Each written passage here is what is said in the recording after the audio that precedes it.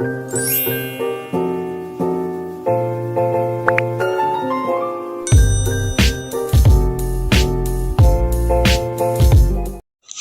semuanya, perkenalkan nama saya Emelina Junina Maman, biasanya disapa Yuni.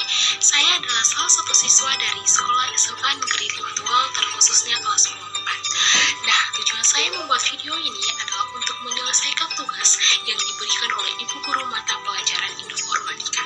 Nah, tugas yang diberikan Ibu Guru kepada saya yaitu di mana saya berbagi pengalaman dan berbagi ilmu, cara-cara dan langkah-langkah membuat daftar isi secara otomatis dan cepat pada Microsoft Word, dan juga bagaimana kita membuat surat dengan jumlah yang banyak dengan cepat pada Microsoft Word.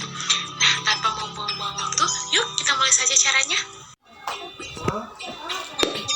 Oke teman-teman, sesuai dengan apa yang sudah saya sampaikan pada perkenalan diri tadi, bahwa akan ada dua topik pembahasan yang akan kita bahas. Yang pertama yaitu membuat daftar isi secara otomatis dan cepat pada Microsoft Word, dan yang kedua membuat surat dalam jumlah yang banyak dengan cepat pada Microsoft Word.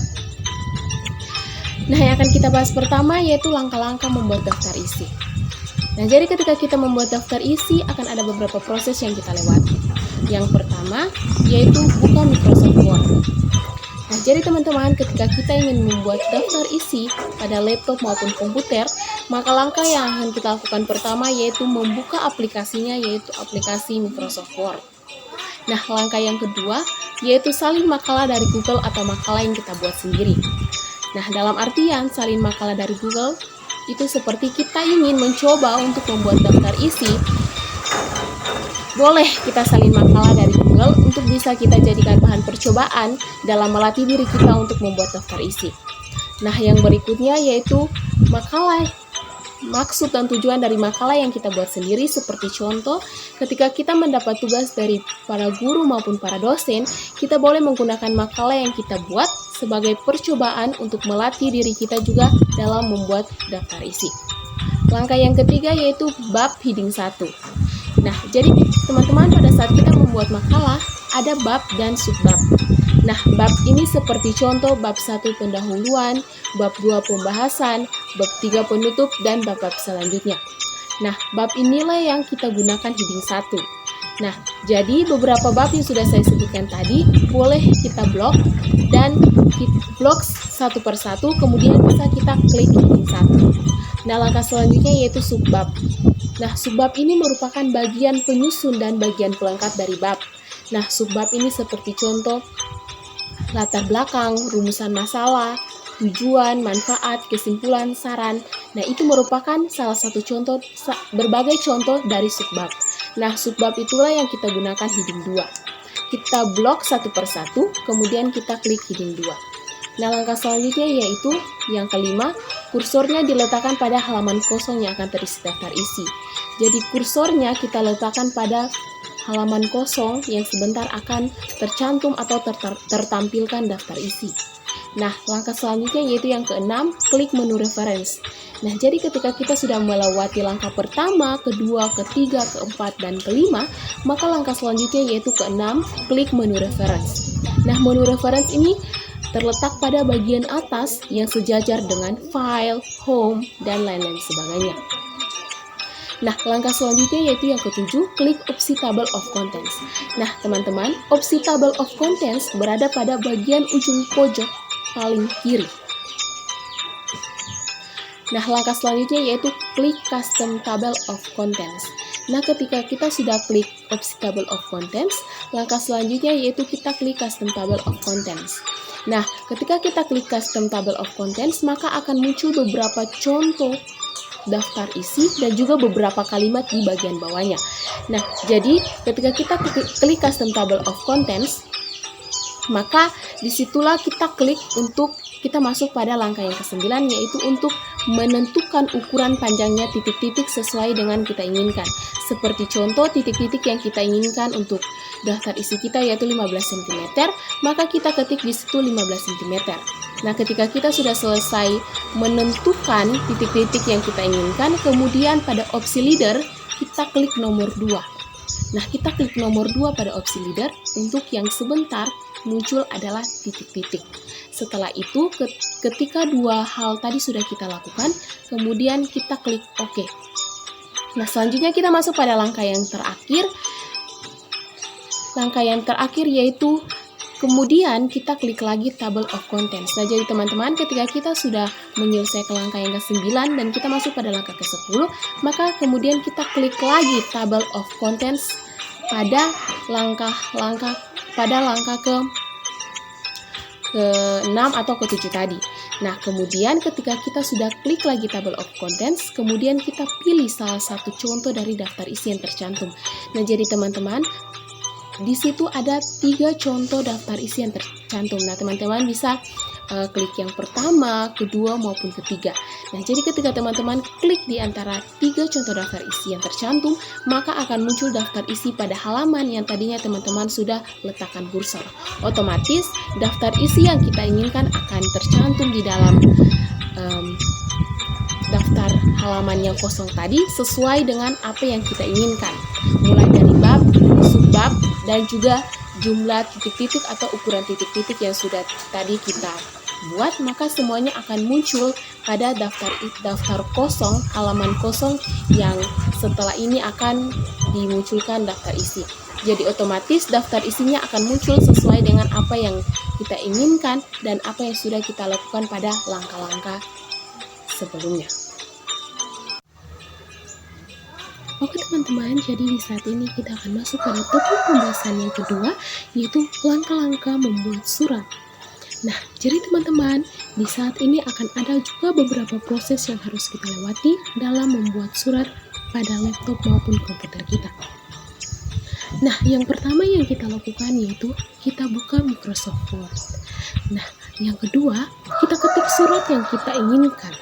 Nah, jadi teman-teman, ketika kita membuka Microsoft Word, selanjutnya kita mengetik surat, terserah surat apa saja, mungkin surat undangan maupun surat apa saja. Namun, pada bagian mungkin nama, alamat, maupun yang lain-lain sebagainya masih ada dalam keadaan kosong. Nah, langkah yang ketiga yaitu kita buka Microsoft Excel. Nah, langkah selanjutnya, maaf teman-teman, sini saya salah dalam penulisan nomornya.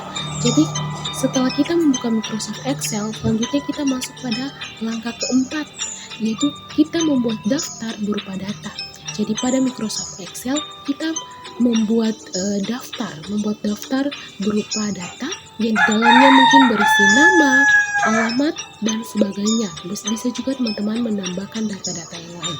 Nah, dan kita melakukan data tersebut bisa dalam jumlah yang banyak sesuai dengan jumlah surat yang diinginkan oleh teman-teman sekalian. Nah, langkah yang keempat, setelah kita sudah membuat daftar data tadi, selanjutnya kita blok dan kita simpan dokumen Excel ke folder tertentu di laptop kita.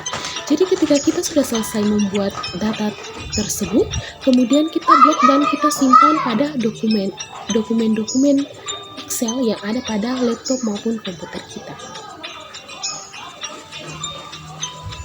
Nah, langkah selanjutnya, ketika kita sudah blok dan simpan data Excel tadi, kemudian kita buka lagi Microsoft Word.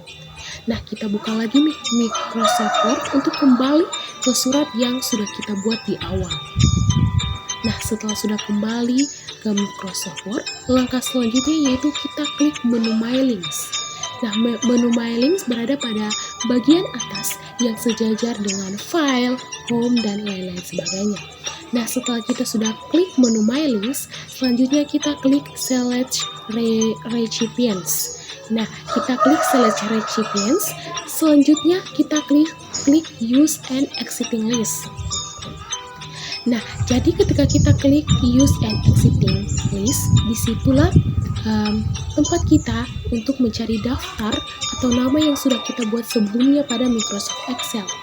Nah, jadi disinilah di Use and Exiting List, disitulah kita tempat dimana kita mencari daftar data yang sudah kita buat pada Microsoft Excel. Nah, ketika kita sudah selesai mencari dan mendapatkan data yang sudah kita buat pada Microsoft Excel, selanjutnya kita klik Open. setelah sudah klik open, maka akan muncul search table. Nah, pada search table itu akan ada beberapa informasi yang ada pada search table tersebut. Nah, dan pada search table usahakan first row of data dalam keadaan centang. Jadi, first row of data itu harus pada keadaan centang. Nah, setelah kita lihat bahwa first row of data pada keadaan centang, kita klik OK. Nah, setelah kita klik OK, kemudian kursornya kita letakkan pada bagian ujung dari setiap poin. Mungkin setiap kursornya kita letakkan pada ujung dari setiap poin, yang terhormat, di, dan lain-lain sebagainya. Nah, setelah sudah meletakkan kursor pada setiap ujung poin, selanjutnya kita masuk pada langkah yang berikutnya. Kemudian kita klik insert merge field. Di situ sudah tercantum poin-poin yang sudah kita buat. Nah, poin-poin yang sudah kita buat tadi pada Microsoft Excel. Nah, yang tadi kita buat dalam Microsoft Excel kan ada nama, alamat, dan mungkin teman-teman bisa menambahkan yang lain. Nah, jadi otomatis ketika kita klik insert merge field, di situ sudah tercantum poin-poin yang sudah kita buat tadi dalam bentuk nama, alamat, dan lain sebagainya. Kemudian kita klik satu persatu. Nah, kita klik mungkin nama terlebih dahulu. Setelah nama baru kita klik lagi alamat. Dan seterusnya sampai data-data kita itu selesai. Nah, setelah sudah, kemudian di situ masih belum terlihat jelas data yang kita buat. Masih belum terlihat yang terhormatnya dia nama siapa, belum lihat alamatnya di mana. Nah, itu belum terlihat. Nah, untuk melihat datanya secara jelas, maka kita klik preview results. Nah, di situ kita klik preview results. Nah, maka ketika kita klik, maka akan secara jelas terlihat yang terhormatnya itu dia namanya siapa, di itu tempatnya di mana. Nah, dan seterusnya poin-poin yang berikutnya yang teman-teman mungkin tambahkan akan terlihat lebih jelas setelah klik preview results. Nah, dan kita masuk pada langkah yang terakhir, yaitu untuk melakukan pergantian data sesuai dengan jumlah data yang sudah kita buat tadi. Dan untuk melihat lagi data-data yang lain. Data-data lain mungkin nama orang yang lain lagi, nama yang satunya lagi, alamat satunya lagi, tempat satunya lagi. Kita boleh menggunakan tombol navigasi. Nah, di situ tombol navigasi itu seperti yang pada umumnya itu kita lihat pada musik. Nah, ketika kita ingin mengganti musik, kita bisa menggunakan tombol yang garis tengahnya itu lurus, dua, dan di sampingnya itu seperti ada tombol untuk bergantian begitu, menggantikan suatu dokumen, menggantikan suatu data, menggantikan suatu musik, dan lain-lain sebagainya. Jadi teman-teman, menurut saya langkah-langkah membuat surat ini tidak terlalu sulit jika kita ingin terus selalu berusaha untuk bisa membuat surat dengan baik. Sekian presentasi dan pembagian ilmu berupa langkah-langkah membuat daftar isi dan surat. Mohon maaf jika ada kesalahan kata, baik itu dari kesalahan kata, kesalahan salah pengucapan maupun salah penyampaian materi. Saya mohon maaf. Saya juga masih dalam proses belajar. Saya ucapkan terima kasih sekali lagi terima kasih kepada teman-teman yang sudah menonton video saya. Akhir kata saya ucapkan terima kasih. Dadah.